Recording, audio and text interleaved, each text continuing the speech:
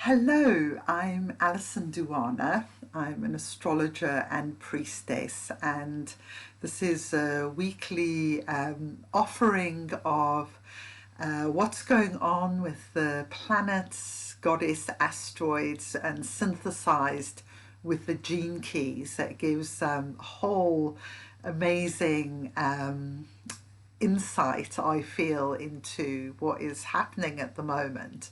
And I'm so excited this week because we have a new moon. We're going to begin with that chart. We've got the Sun Mars superior conjunction. Both of those are in Libra.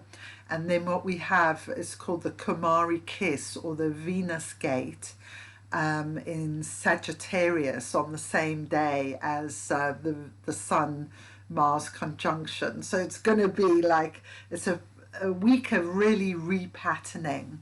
And I'm going to give you a kind of pre-seed version, and I've decided on Saturday afternoon to actually do an hour and a quarter, which will include an Inanna Venus ceremony at the end, just to go deeper into the hexagrams and everything else. So I'll give some more information about that at the end.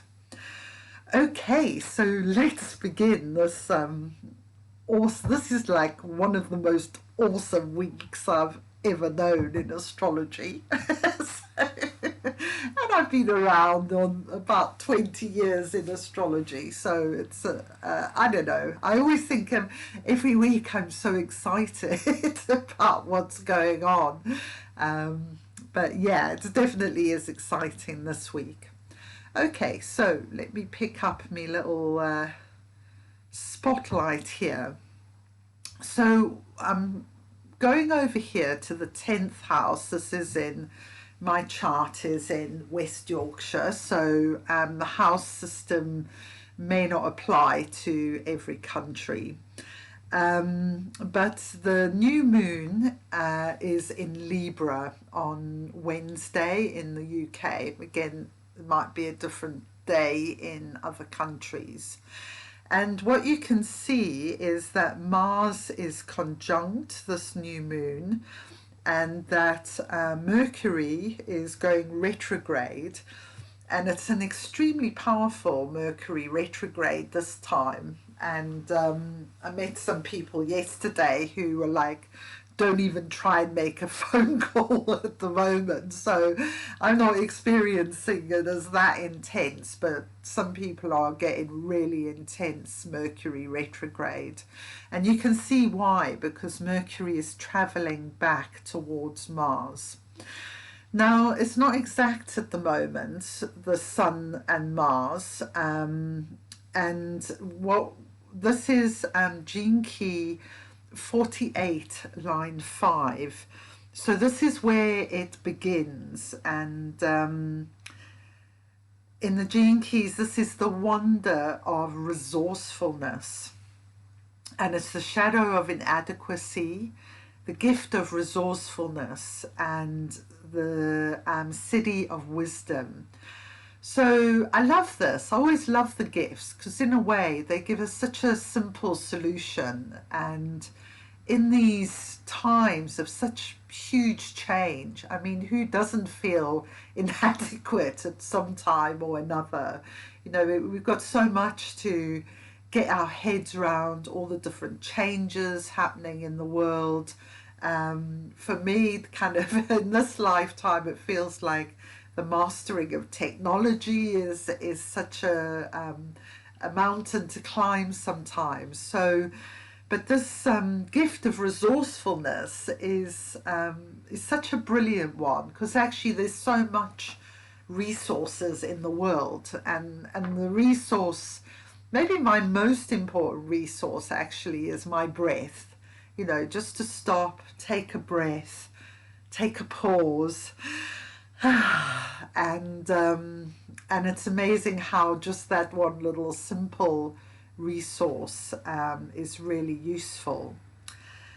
Now, before we go and have a look at the other charts, I just want to mention here that Hygeia, who's all about cosmic rhythms, she is at this final point here in Virgo and about to move into Libra as well, which you'll see she'll make that transition through this week. And that feels like a really important transition towards equilibrium, the balancing of the masculine and the feminine. You know, Libra is all about finding that equilibrium, finding your inner harmony. And so we can see Hygeia there supporting that. Okay, and we've got Vesta on the other end there in Scorpio. I'm going to say something more about her a bit later on. We can see that Venus here is in the last few degrees of Scorpio, and again she is going to transition into the next sign, Sagittarius, during this week. The other final thing I wanted to point out on this chart is that you can see here we've got Saturn is retrograde, Jupiter still retrograde, we've got Pallas Athena is now retrograde with Neptune, Chiron and Uranus. But what we have on this all-important new moon day is the beginning of the end of this retrograde of all the outer planets. It's been a real kind of purification, you know, bringing to the surface all that is corrupt and rotten for purification. And here we have Pluto going direct, and this is in Gene Key 61, which the Siddhi is Truth. So you'll see as we go on, there's a lot connected here with the Ajna Centre, the ability to be able to see the truth about things. And so this is one of the things that may well manifest in the news and in your world. And in your own ability to be discerning, you might suddenly think, oh my God, you know, I'm really seeing the truth about the system or the government, or, you know, there may well be a lot to do around authority, because the Codon Ring of Matter, where the sun is transiting now, it also has 18 in, and I'm feeling that really strongly, this kind of issues around that emanate originally from our father, but they're all about issues we have with authority, giving our power away to authority, being manipulated by authority. And another one is a big one is a kind of fear of authority, and beyond that, a fear of God. So, you know, there's this thing about feeling safe in our bodies, you know, allowing the soul to really anchor into the body as a place of safety. So I think this is very auspicious that the Pluto is stationary on the day. This big kind of thing happening that's starting. Okay, so I'm going to stop sharing that one and bring us to the next charts I want to show you. Okay, so this is the 9th. Let me go back to the 8th here. Okay, so so here we can see the 8th of October, which is a couple of days after the new moon. And here we see Hygeia has entered Libra there.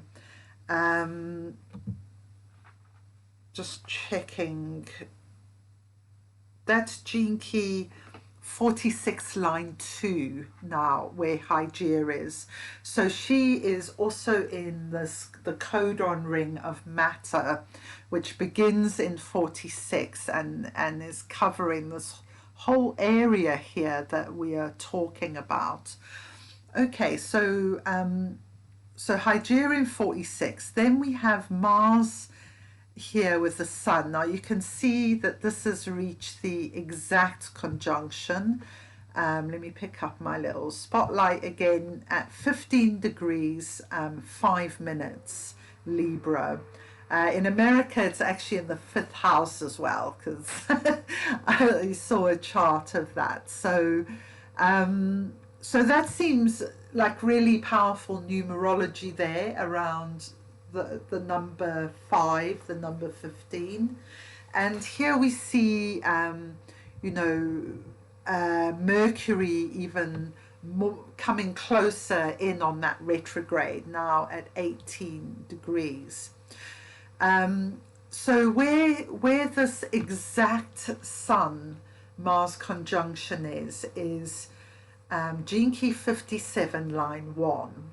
So why is this important? Okay, so this only happens around every 2 years, so it's not something that's happening every day.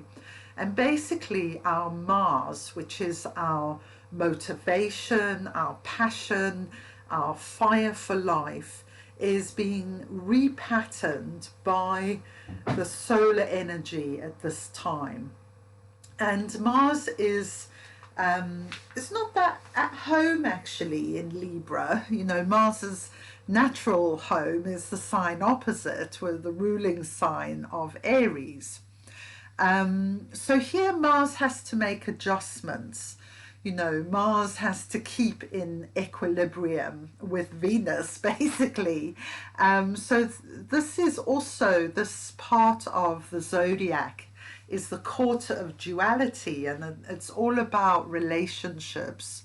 So one of the key themes, and I feel like I'm saying this all the time, but it's like the cosmos just keeps offering this, is the balance of the masculine, the feminine, the balance of yin and yang, you know. And mostly in our world we're really way too much yang, and we're learning to pause, to breathe, to manifest from a still, quiet place rather than that kind of crazy do. You know, it's kind of much better to create your intention in this quiet, still place, and then have clarity about the action that you need to take. So this is perhaps part of this imprinting that we're going to have. And you can see on this day that the moon there is conjunct Vesta. Just having a quick look at this chart. So yeah, this is in Gene Key 44, which is all about the synarchy. So very interesting that moon is which is moving pretty quickly, is, you know, almost in exact conjunction with Vesta, the priestess archetype. And she's all about finding our inner authority, being in our inner authority. So in a way, I see Vesta as the solution to Gene Key 18's issues around authority and fears around authority.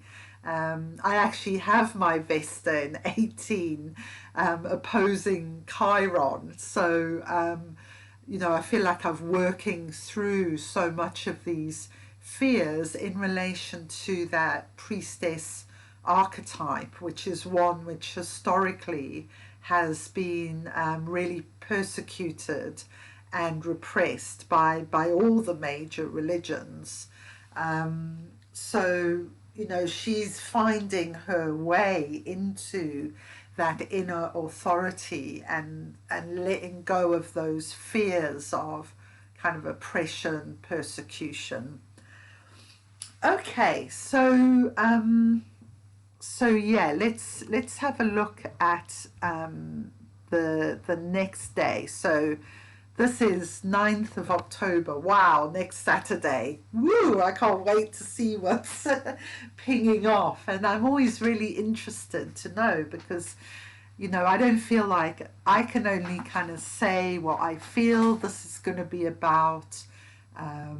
You know, what people around me are saying is happening, people that I know, what's going on in my own experience. But I'm always interested in hearing about your experience of these because it helps me to learn, you know, about what is going on with these cycles, and what do we need to learn from them? How do we need to make these adjustments?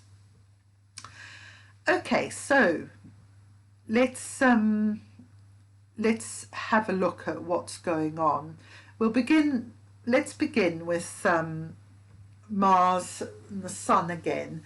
Now this is fantastic. You know, what we see is that Mercury has retrograded all the way back from 20 degrees where we started at the new moon and has gone woo right into this exact lineup with the Sun and Mars.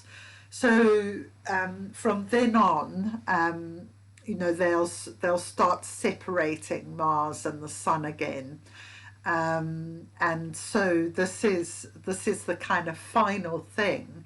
And so one way this might manifest is like seeing the truth, because this is happening in Gene Key 57 line 1. I don't know if I mentioned that in the last one, but yeah, so we move from the 48 into the 57 in the line 1 in this transit. So it's like, wow, and we're probably at 57 line 2 here actually. So issues around communication with Mars, we might get outbursts, or it might be more measured, like we feel, you know, Libra's influence, we might feel, right, something needs to be said, but maybe I need to make adjustments to that. Yeah, so that was going on a bit in my world this morning, where there was something I wanted to say to my dad around his religious beliefs and how they kind of impact on me. Sometimes that whole kind of fear and judgment of God thing was really going off the last few days for me. And I decided not to, though, because he has Parkinson's and he was just having a particularly fragile day. So I thought, you know what, I'm okay about this. I'm processing, have processed this myself, so I can just kind of leave him be where he is, and not kind of upset him, I guess, with talking about that. Okay, so we've got that going on, and just a couple of things. Now this is what we're going to go into more deeply on the session on Saturday, which will be at 6:15 UK time, so that will be about 10:15 Pacific time. So we're going to look at, you know, the change in gene keys from 48, the wonder of resourcefulness, to 57, the gentle wind. It's the shadow of unease, the gift of intuition, and the Siddhi of clarity. This is the Codon Ring of Matter. These are the splenic gates which call or awaken our primal intelligence of intuition and instinct. So this cycle is saying, you know, these are our primary resources, you know, our intuition, our instinct. They're like our superpower, our compass for these times of intense change. We're going to look at the parts of the body that all these gene keys are affecting. We're going to touch on the Godhead of Christ and Christ consciousness. You know, how is that being imprinted at this time? The feminine, divine feminine Christ consciousness, or the Sapphire Christ consciousness, as it's also called. Yeah, and then looking at the level of the hexagrams, 48 is the well, and 57 is called subtly penetrating. So these are really interesting energies, I feel. You know, I could probably go into things for about 3 hours, but it's going to be, you know, sharing my ideas, a bit of time to hear anyone what's going on in your life that you think is connected, you'd like to share, yeah, and then we'll do a ceremony at the end for this Ajna Gate. So let me talk about that.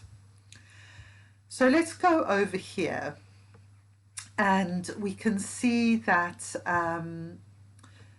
we've got the Moon-Venus conjunction. So this very much echoes the mythical story of Inanna's descent into the underworld and her ascent again from that place where she's actually been killed by her sister Ereshkigal, and she ascends again of Queen and Heaven and of Earth. So I've actually been following Venus's journey really closely. If you read my blog, each month that's what I've been blogging on. I've been looking at what's going on with Venus, what's going on with the goddess asteroids, and really trying to understand what is going on with these Venus imprintings that we are receiving as human beings. So one big theme of this is moving from a small, fearful sense of self, and as we descend into the underworld, we let go of material things that maybe have become part of our identity. But what we're trying to do is get to a really core identity, the most secure identity, in a way that even death cannot conquer, you know. And the other part of the story is about the integration of the shadow self, because Inanna goes on this journey to meet her raging sister Ereshkigal, who has been raped and banished to the underworld. But to say that this is also a journey that men can and really would benefit so much from exploring, because anything that's going on with the feminine is also going on with the masculine, you know, because we're constantly in this interchange of energy between the masculine and feminine, trying to find the balance. Okay, so what we have on this day, and I'm sure by now you'll get my excitement that it's happening on this day, is that the Venus Gate is happening, and it's the Ajna Centre opening. So the ascending and descending cycles are linked in with the chakra system. So this one is connected with the Ajna Gate. Which is really amazing, because 57 is a real Ajna gene key. You know, it's about intuition and clarity. So if our third eye is out of balance, closed, blocked, we can't kind of perceive things, or maybe what's happening is we're picking up all this kind of unease, you know, chaos, and we're not able to pick up our own sort of inner voice and intelligence. Our primal intelligence is being sort of drowned out by everything around us. So it really supports, you know, the Mars Sun thing really supports what's going on here. And also it's conjunct the South Node. So this brings in the whole ancestral field as well. Very powerful.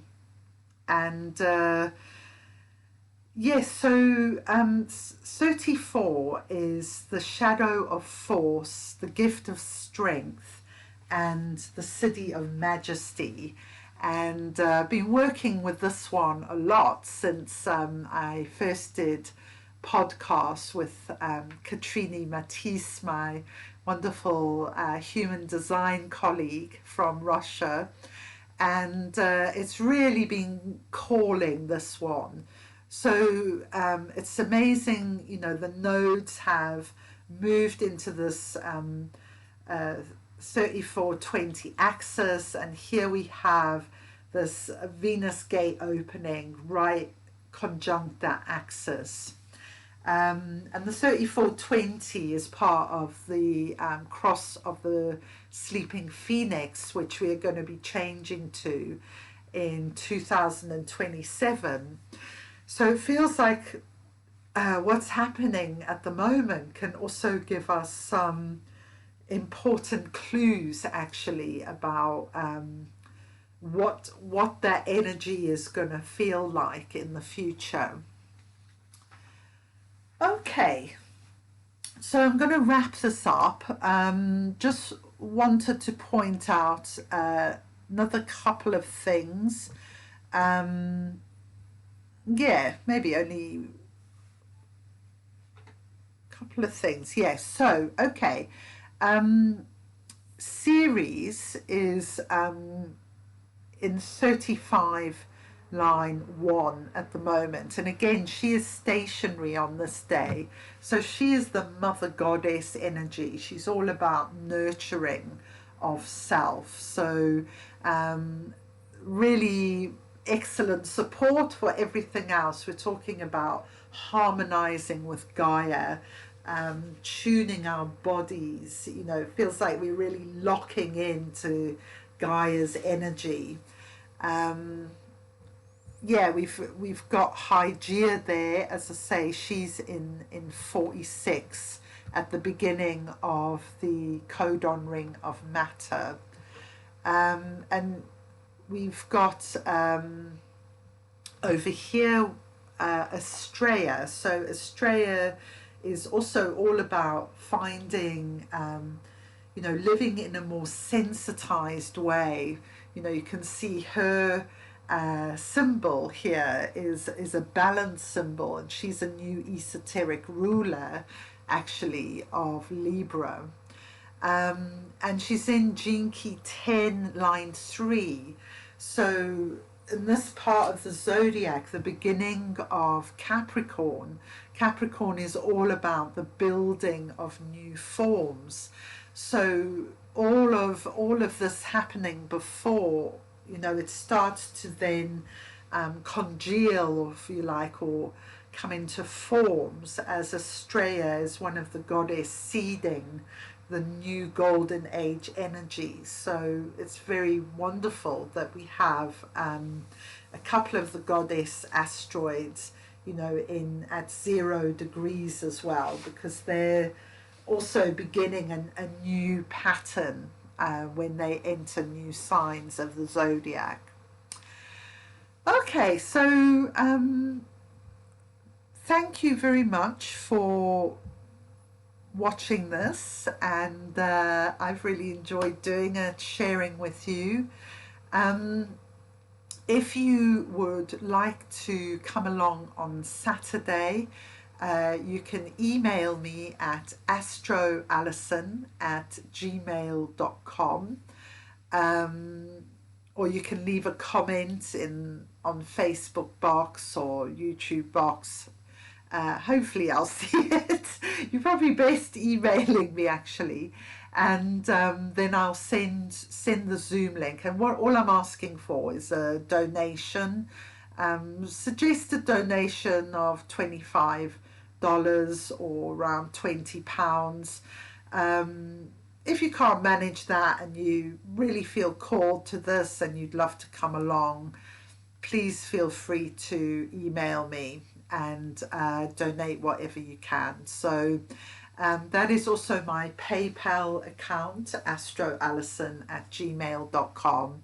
But I can send you the details with the Zoom link.